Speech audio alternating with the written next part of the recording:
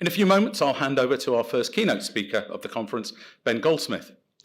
Ben is the Chief Executive Officer of London-listed investment trust Menhaden Resource Efficiency plc, which invests in businesses at the forefront of energy and resource efficiency. Previously, Ben co-founded WHEB Asset Management, one of Europe's leading sustainability-focused fund management businesses. He chairs the UK Conservative Environment Network, as well as the Conservation Collective, and is also a trustee of the Children's Investment Fund Foundation. Ben co-founded the UK Environmental Funders Network and was a non-executive director of the UK Government's Department of Environment, Food and Rural Affairs from 2018 to 2022. And lastly, just a little piece of housekeeping before Ben comes onto the stage. Please could you ensure that your mobile phones are on silent for the rest of the afternoon. So without further ado, have a great afternoon, and please join me in welcoming Ben onto the stage. Thank you.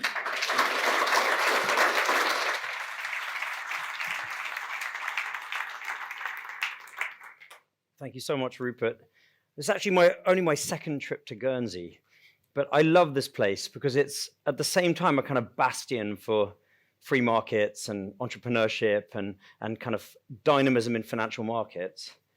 But it's also a place of romantics. You know, every meeting that I have here, and all the people I know who spent time in Guernsey or who were born here, live here, they start and finish every meeting with a little chit chat about nature. You know, they were out sea bass fishing on Sunday and had a particularly good afternoon on the waves, or a particular part of the island that they go to on a Saturday afternoon to spend time in the sun. It's a place that you come to live in if you weren't born here, partly because you want to be close to the natural world. It just feels good, and I don't think we can really quite put our finger on why being in nature feels so good.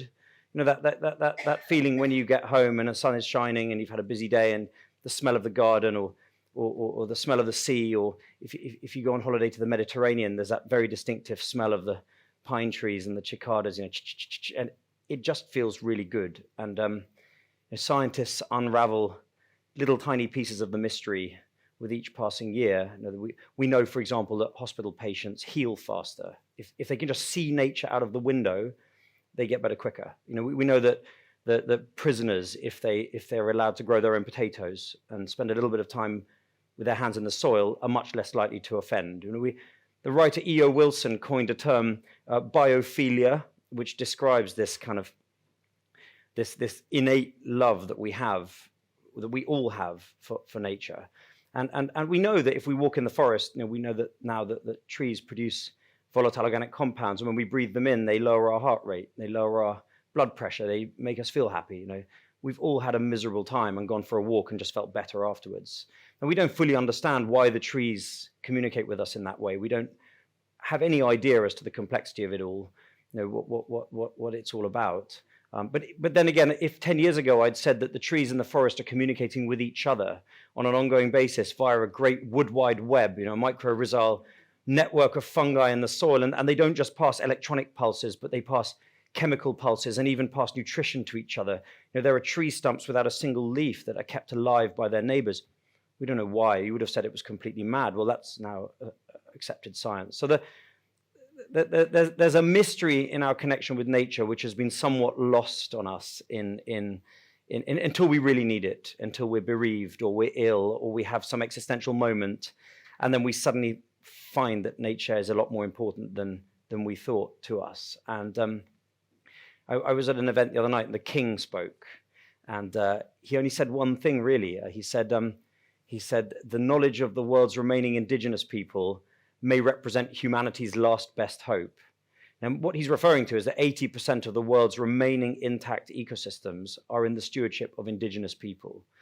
And that's no coincidence. It's because continuous harmony with nature is at the absolute heart of their spiritual and their practical lives.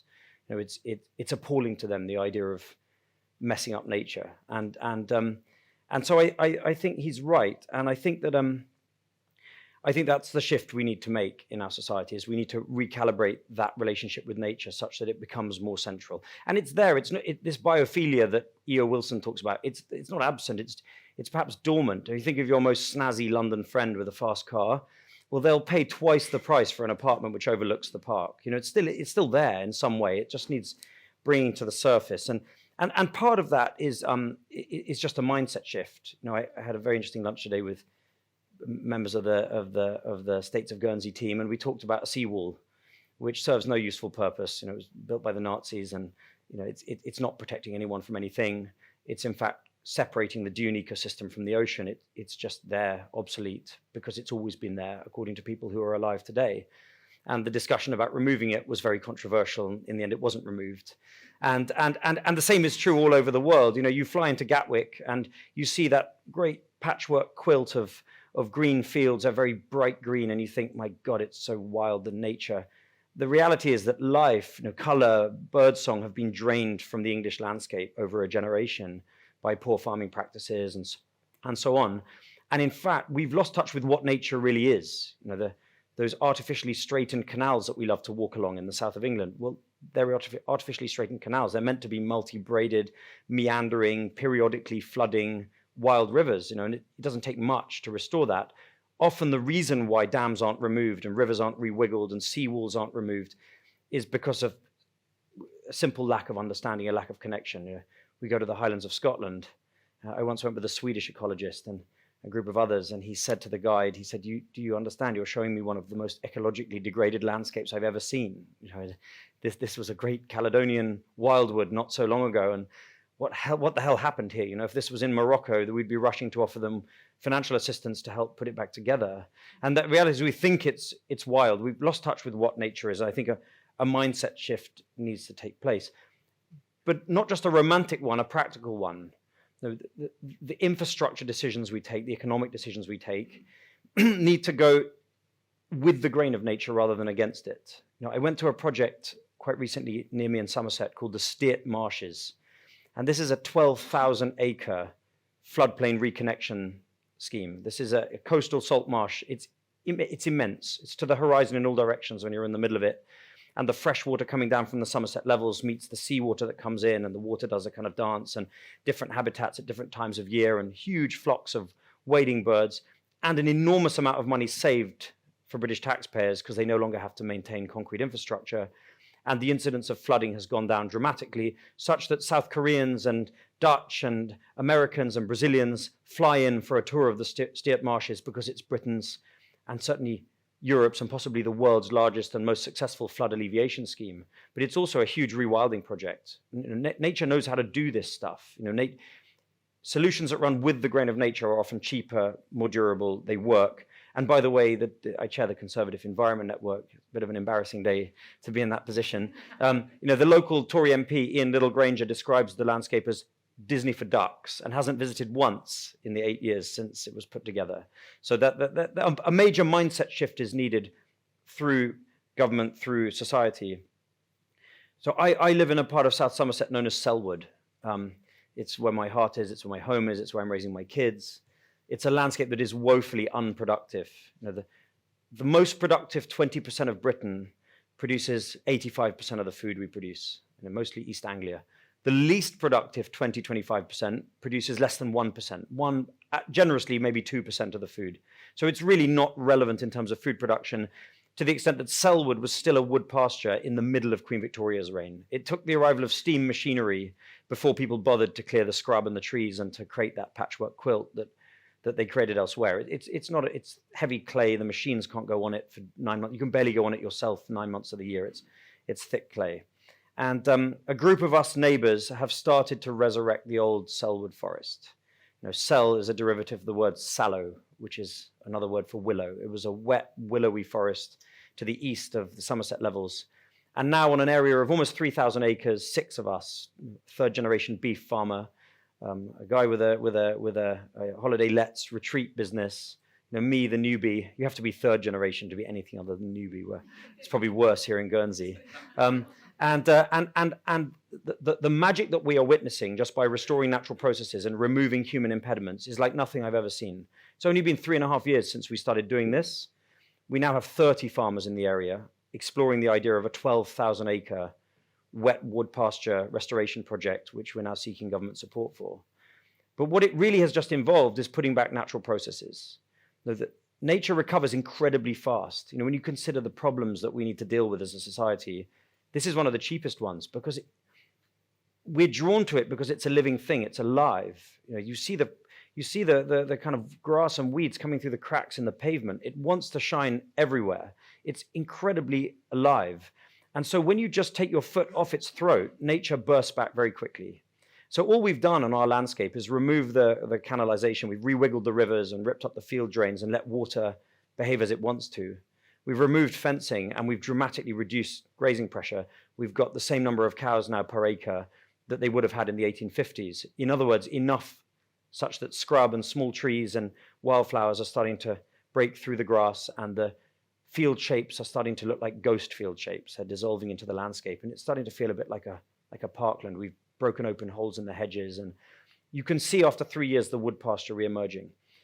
But the natural processes relate to keystone species, and there is a point to all of this, by the way. I know this is a finance conference, but the keystone species of my part of Somerset are fourfold. One are the cattle, and we forget that in Western Europe and in Britain there were wild cattle for a long, long time. They're called aurochs, and in some parts of Europe we had wild bison, and they graze and they browse and they trample and they create these wonderful semi-open mosaic woodland environments, which are different and much richer than the closed canopy woodlands that we've become used to today. So they're an incredibly important part of the ecosystem. And in a farmed landscape like Selwood, where a lot of the farmers want to continue farming, it's a perfect silver bullet. They just have their cows, but they have fewer of them, and they have the old-fashioned horn variety. The second is beavers. We have beavers back in the landscape now, and beavers are a keystone because they build dams along the little creeks and streams, and by doing that, they hold water in the landscape and create these amazing little ribbon wetlands. We now have glowworms on dark nights hanging above the ribbon wetlands that the beavers have created. The third are pigs, or wild pigs, who are the gardeners of the ecosystem in Western Europe and Britain. They turn the soil and they create bare patches, and they kind of paint color into the landscape because that's where all the wildflowers grow the following spring. And the fourth is deer control. We're not going to get wolves back, but there is a man with a handlebar moustache called Derek who shoots a lot of deer, and deer control is important. The result has been completely amazing, completely magical, and has captivated people for miles around. We have walkers, we have cyclists, we have local school groups, we have an unbelievable upwelling of life taking place. And the interesting thing is, it looks like making a lot more economic sense than what people were doing previously. You know, if you imagine the kind of new environmental land management scheme that the English government has introduced, which is called Public Money for Public Good on the face of the Agriculture Act 2020, public money for public good. Think of it as an icebreaker, which is plowing through the ice and effectively creating a whole new incentive for nature recovery in these kinds of landscapes in which farmers have been heavily dependent on handouts from the state for at least 50 years.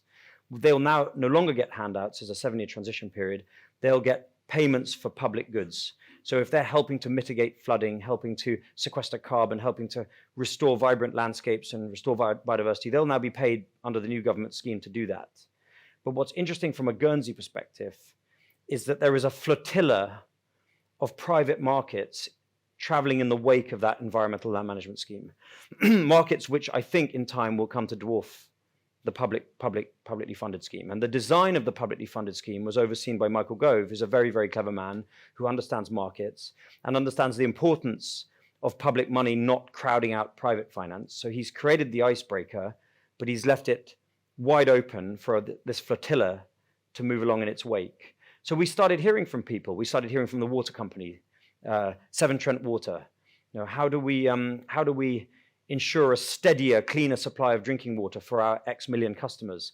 Well, if we invest in rewilding at the sensitive parts of the catchment, we'll get much steadier supplies of water, and it will be cleaner water. And so Severn Trent have invented a marketplace in which farmers in our part of the river catchment are being paid to restore wetlands, build ponds, and to restore a kind of sponge effect in the landscape. In fact, there are now 12 such markets up and down the UK, all funded by water companies. They're operated by a business called N-Trade, but there are others now popping up. And there is now a tangible market for rewilding from the water companies just wanting better water.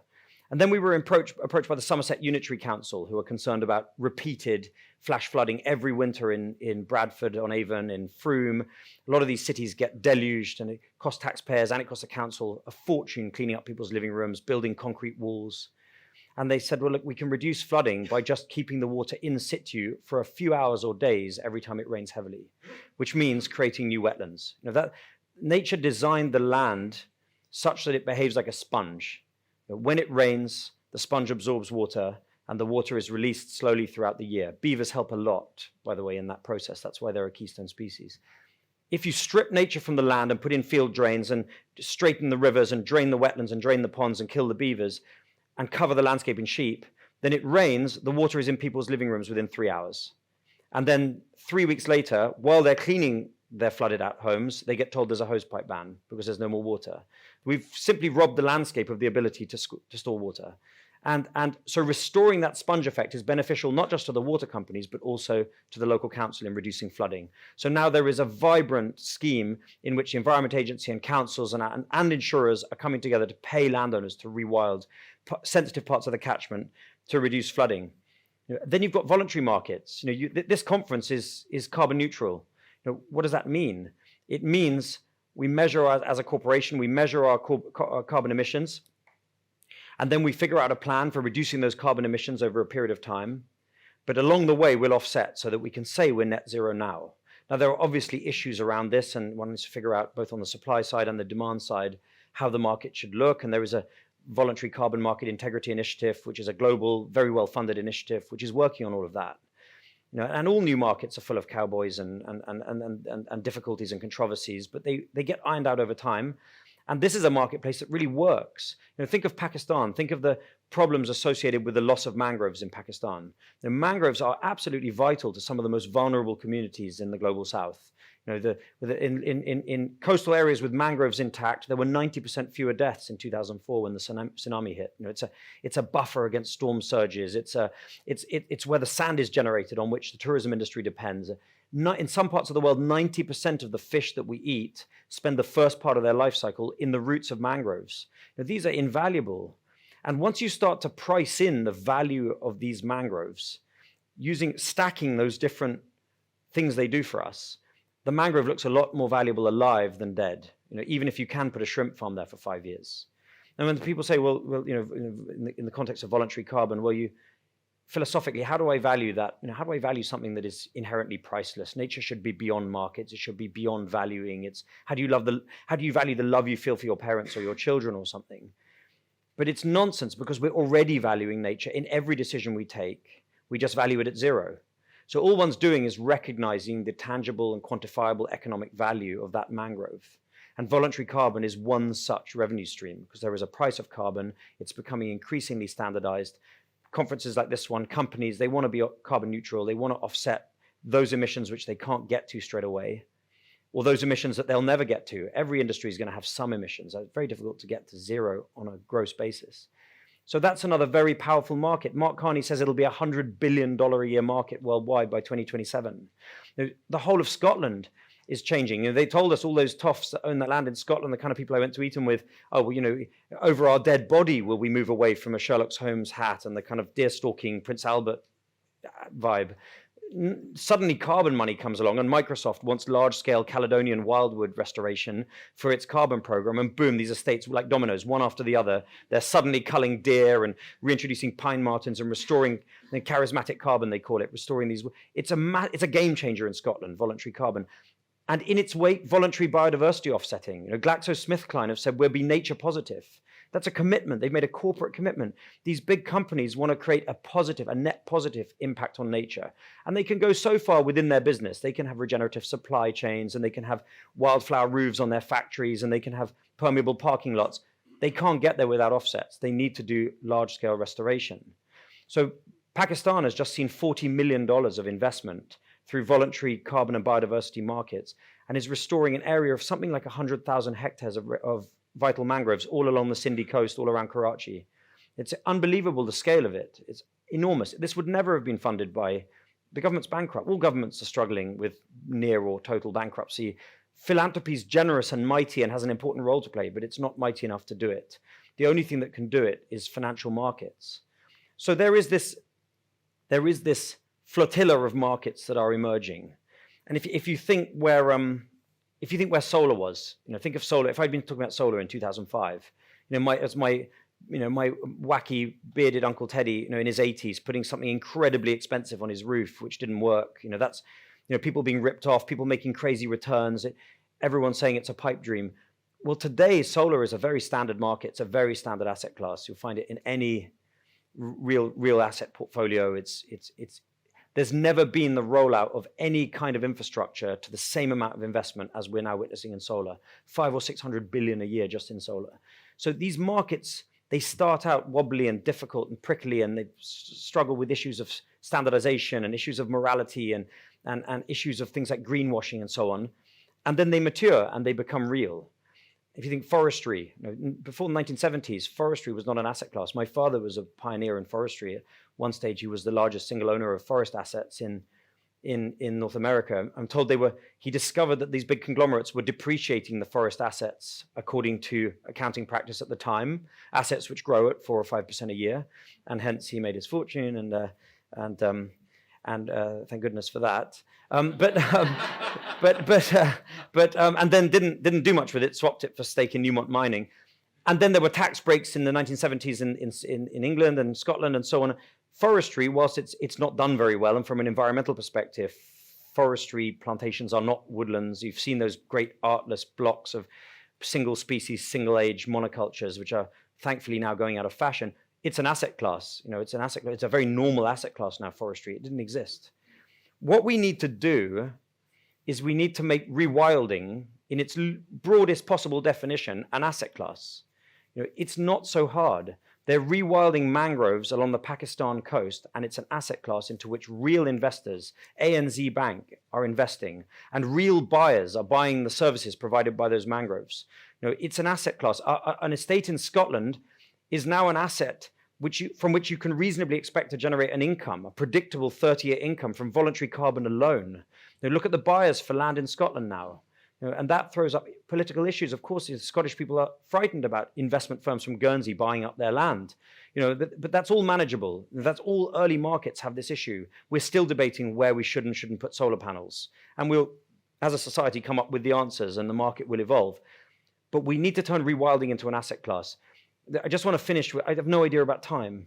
I'm so sorry. I'm out of time. I'd just like to finish with one really short story. And that is that there was a mini ice age between 1650 and 1850. The Thames used to freeze. We've all seen the pictures. You Google it. There was a circus on the Thames River most winters. The last time it froze was 1848. Global temperatures, they believe, dropped between 2 and 3 degrees in the space of half a century between 1600 and 1650, and they stayed there. It was a mini ice age. It brought an enormous amount of suffering in some parts of the world. They now believe the reason for that mini ice age was because of the European genocide and because of the utter destruction we wreaked upon the people of Central, North, and South America. 50 million Native Americans were reduced to 1 or 2 million, most of them by the diseases we brought, many of them by the sword. It was a calamity for those people. The agricultural land was abandoned, and you had this dramatic vegetation pulse.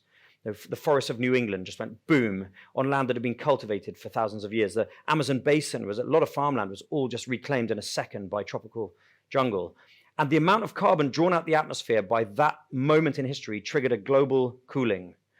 What it shows us is that if we restore nature, and not just trees, if we restore coastal salt marshes, if we restore seagrasses and Caledonian forests and wet wood pastures and tropical rainforests and mangroves, if we restore the functionality of nature, on top of all the things it does for us, it also will be our main ally in fixing this climate problem, because decarbonizing is not going to be enough. There's too much carbon already there.